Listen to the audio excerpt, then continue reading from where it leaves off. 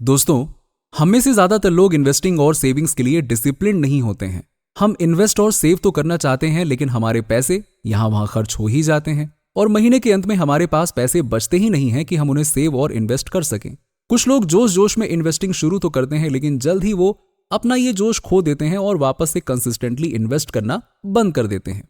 दूसरी तरफ कई लोग ऐसे होते हैं जो ये सोचते हैं कि इन्वेस्ट करने के लिए तो बहुत ही ज्यादा पैसे चाहिए, इन्वेस्टमेंट में काफी रिस्क होता है और साथ ही लगातार मार्केट ऑब्जर्व करना और फिर उसके बेसिस पे इन्वेस्ट करना, ये एक बहुत ही टाइम कंज्यूमिंग काम है और वो ये नहीं कर सकते हैं। अगर आप भी इन लोगों में से किसी एक में भी आते हैं तो कंपाउंडिंग माइंडसेट की आज की इस वीडियो को आपको आखिरी तक जरूर देखना चाहिए, क्योंकि इस वीडियो में मैं आपको बताऊंगा कि कैसे आप कम से कम रिस्क पे ऑटोमेटेड मोड पे इन्वेस्टमेंट करके बिना शेयर मार्केट में कोई टाइम दिए केवल 6,000 रुपए मंथली इन्वेस्ट करके लॉन्ग टर्म में 2 करोड़ से भी ज्यादा रुपए कमा सकते हैं। ये इन्वेस्टमेंट प्लान आपको अपने आप ही एक डिसिप्लिन इन्वेस्टर बना देगा और आपके फ्यूचर को फाइनेंशियली सिक्योर कर देगा। एसआईपी का फुल फॉर्म होता है सिस्टमैटिक इन्वेस्टमेंट प्लान, जो किसी म्यूचुअल फंड स्कीम में निवेश करने का एक बहुत ही बेहतरीन तरीका है। किसी भी म्यूचुअल फंड में इन्वेस्ट करने के देखिए 2 तरीके होते हैं, लमसम इन्वेस्टमेंट और एसआईपी इन्वेस्टमेंट। लमसम इन्वेस्टमेंट में आप एक बड़ा अमाउंट एक ही बार में इन्वेस्ट कर देते हैं, जबकि एसआईपी इन्वेस्टमेंट में आप छोटे छोटे ऑटोमेटेड इन्वेस्टमेंट करते हैं जो कि वक्त के साथ ग्रो होते रहते हैं और लॉन्ग टर्म में आपको एक बहुत ही बड़ा अमाउंट मिलता है। ये ऐसे ही है जैसे कि आप किसी चीज को खरीदने के लिए वन टाइम पे करते हैं या फिर आप ईएमआई के बेसिस पे किश्तों में पे करते हैं। इसी तरीके से आप इन्वेस्टमेंट में भी एक बड़ा अमाउंट एक ही बार में इन्वेस्ट कर सकते हैं या फिर आप सिस्टमैटिकली छोटे छोटे इन्वेस्टमेंट कर सकते हैं, जो कि समय के साथ कंपाउंडिंग के पावर का इस्तेमाल करके एक बहुत ही बड़े अमाउंट में कन्वर्ट हो जाती है। एसआईपी के बहुत सारे बेनिफिट्स हैं जो कि इसे एक मिडिल क्लास सैलरीड पर्सन के लिए बहुत ही खास बनाती है। तो आइए अब बात करते हैं और देखते हैं एसआईपी के बेनिफिट्स और इसके मैजिक को एकदम डिटेल में।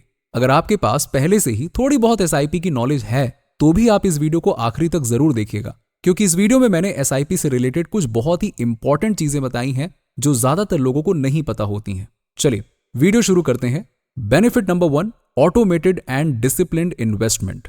दोस्तों, एसआईपी एक ऐसा इन्वेस्टमेंट प्लान है जिसके थ्रू एक फिक्स्ड अमाउंट ऑफ मनी एक फिक्स्ड डेट पे ऑटो डेबिट होके अपने आप ही आपके द्वारा चुने गए किसी पर्टिकुलर म्यूचुअल फंड में इन्वेस्ट हो जाता है। फॉर एग्जाम्पल, मोहन जो कि एक कॉर्पोरेट एम्प्लॉय है, उसकी 35,000 की सैलरी हर महीने की 1 तारीख को आती है। इसलिए मोहन ने कंसिस्टेंटली इन्वेस्ट करने के लिए 10,000 रुपए की एसआईपी स्टार्ट करी है, जिससे कि हर महीने की 3 तारीख को अपने आप ही उसके बैंक अकाउंट से 10,000 रुपए कट के एक लार्ज कैप म्यूचुअल फंड में इन्वेस्ट हो जाते हैं। एसआईपी के इसी बेनिफिट की वजह से मोहन खुद ब खुद ही एक डिसिप्लिन्ड इन्वेस्टर बन गया है और वो बिना शेयर मार्केट को 1 भी मिनट टाइम दिए हर महीने ऑटो मोड पे इन्वेस्ट करके लॉन्ग टर्म में अपने लिए एक बहुत ही बड़ा वेल्थ क्रिएट कर रहा है। एसआईपी का सबसे बड़ा बेनिफिट यही है कि ये आपको ऑटोमेटेड मोड पे इन्वेस्टमेंट करने का मौका देता है। आप बस इन्वेस्ट कर रहे होते हैं, वो भी बिना किसी मार्केट फ्लक्चुएशन या इमोशनल मिस डिसीजन की चिंता किए हुए। ये आपको एक डिसिप्लिन इन्वेस्टर और आपके बिना कुछ किए ही आपको फाइनेंशियली इंटेलिजेंट बनाती है।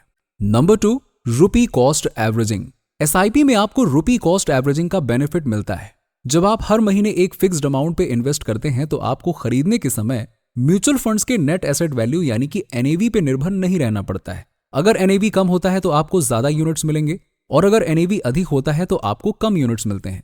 इससे आपका एवरेज खरीदने का दाम हमेशा स्टेबल रहता है। आइए इस कॉन्सेप्ट को एक एग्जांपल से समझने का प्रयास करते हैं।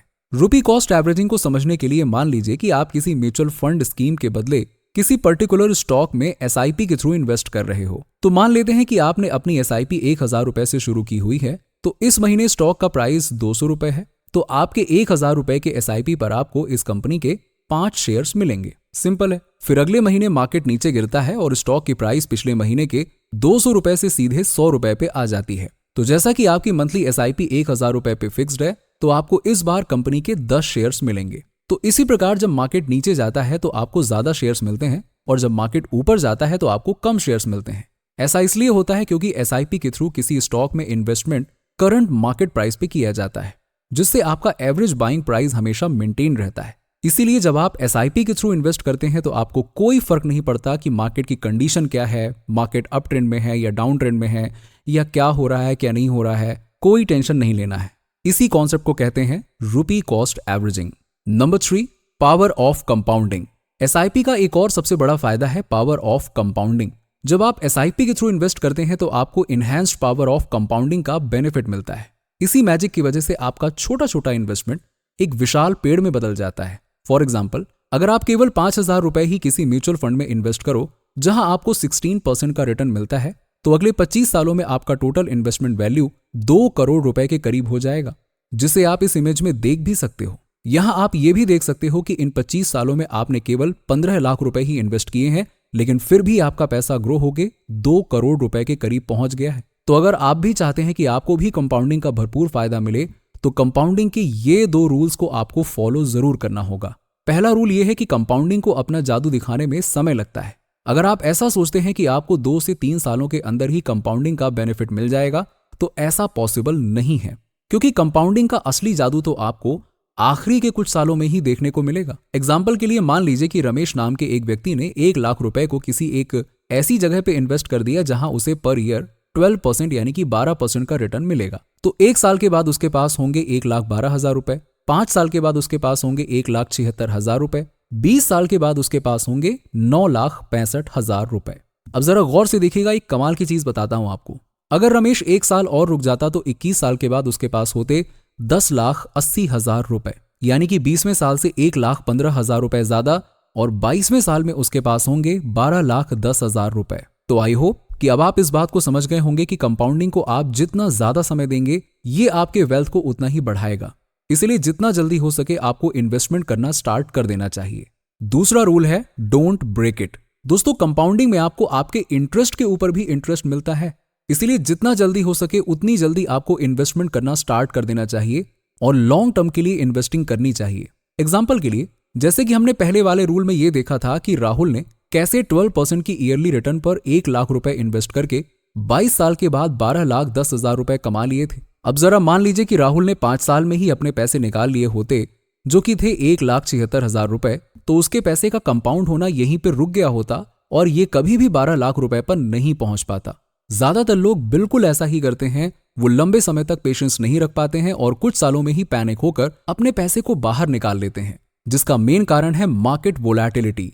यानी कि मार्केट में जब भी थोड़ी बहुत भी गिरावट आती है तो मैक्सिमम लोग घबराकर अपने पैसे बाहर निकाल लेते हैं और कंपाउंडिंग वहीं पर रुक जाती है। पर इस बात का इतिहास गवाह है कि शॉर्ट टर्म में भले ही मार्केट कितनी भी बार ऊपर नीचे फ्लक्चुएट करे, लॉन्ग टर्म में हमेशा ऊपर ही जाता है। इसीलिए कंपाउंडिंग का बेनिफिट उठाने के लिए लंबे समय तक पेशेंस रखना बहुत जरूरी होता है। Number 4, low risk. जब आप SIP के जरिए म्यूचुअल फंड्स में निवेश करते हैं तो इसमें स्टॉक मार्केट से जुड़ा रिस्क कम हो जाता है और आपको ज्यादा प्रॉफिट्स मिलते हैं। जब आप स्टॉक मार्केट में डायरेक्टली इन्वेस्ट करते हैं तो आपको खुद से रिसर्च और एनालिसिस करने के लिए अपना टाइम और एफर्ट्स दोनों देना पड़ता है, और अगर आपने स्टॉक सिलेक्शन में कुछ गलतियां कर दी तो लॉन्ग टर्म में वेल्थ बनना तो बहुत दूर की बात है, उल्टा आपने जितने रुपए इन्वेस्ट किए हैं वो भी डूब सकता है, यानी कि आपका नुकसान हो सकता है। जबकि म्यूचुअल फंड्स में बहुत ही स्मार्ट और एक्सपीरियंस्ड फंड मैनेजर्स होते हैं जो अच्छे से रिसर्च एंड एनालिसिस करके ही आपके पैसे को निवेश करते हैं और उनसे किसी मिस्टेक होने के चांसेस बहुत ही कम होते हैं, क्योंकि उनका प्रोफेशन ही एक रिसर्च एनालिस्ट की तरह होता है। और रही बात इंडेक्स म्यूचुअल फंड की, तो इसमें डायरेक्टली आपके पैसे को भारत की टॉप कंपनीज में इन्वेस्ट किया जाता है, जिससे कि आपके पैसे पर रिस्क कम हो जाती है और आपके वेल्थ बनने के चांसेस भी बढ़ जाते हैं। मुझे उम्मीद है कि आपको इस वीडियो से वैल्यू मिली होगी। अगर आपको अभी भी कुछ संदेह है तो आप कमेंट में पूछ सकते हैं। वीडियो पसंद आया हो तो लाइक करें, अपने दोस्तों और रिश्तेदारों के साथ भी शेयर करें और हमें अपना सपोर्ट दिखाने के लिए कंपाउंडिंग माइंडसेट को सब्सक्राइब कर बेल आइकन को जरूर दबाएं। चलिए मिलते हैं आपसे अगले वीडियो में। यहां तक रुकने के लिए आपका सच्चे मन से बहुत बहुत धन्यवाद। जय हिंद।